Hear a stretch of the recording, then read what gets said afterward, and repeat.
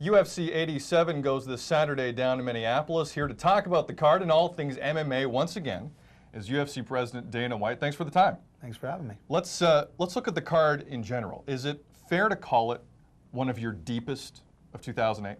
It's a great card. I mean, anytime we put on an event, we try to stack the card and give you as many great fights as we can. Unlike boxing, it's not about the main event or one fight. It's about the whole card.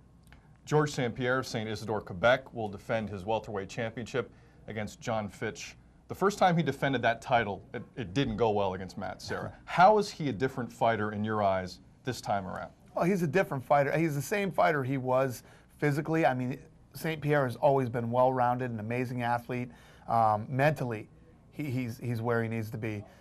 Before the Matt Serra fight, and I don't give excuses for anybody, but I can tell you, when I went back into George's locker room before that fight, he was freaking out. He was flustered. He wasn't himself at all. I couldn't believe it. I don't know what was wrong with him that night.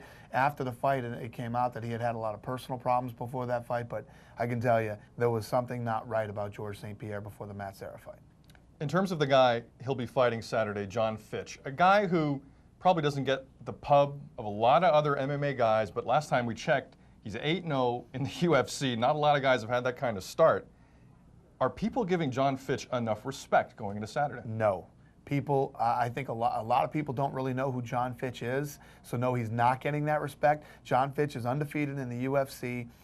He's one of the best fighters in the world, and coming out of AKA, one of the best camps in the world, he's the top dog there. He beats on everybody in that camp, and this kid is hungry.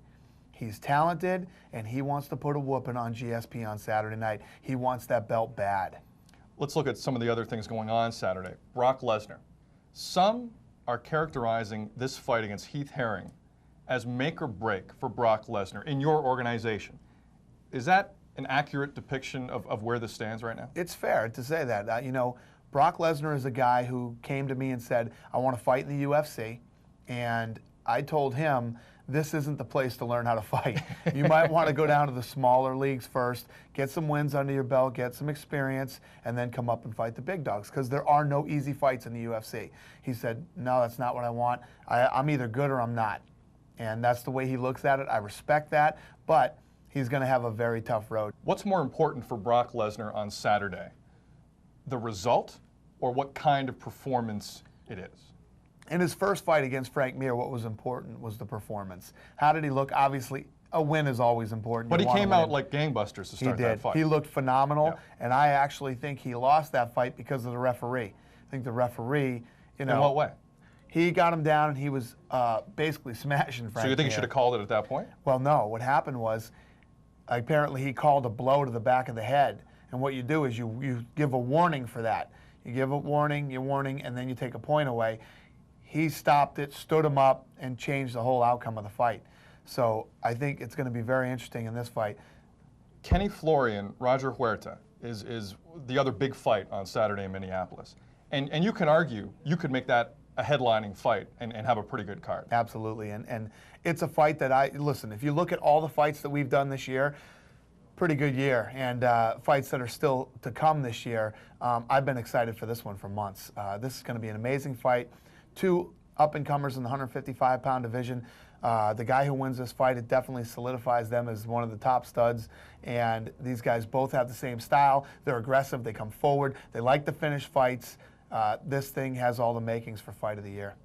Final question, Dana. The UFC's next card in Canada, where and when?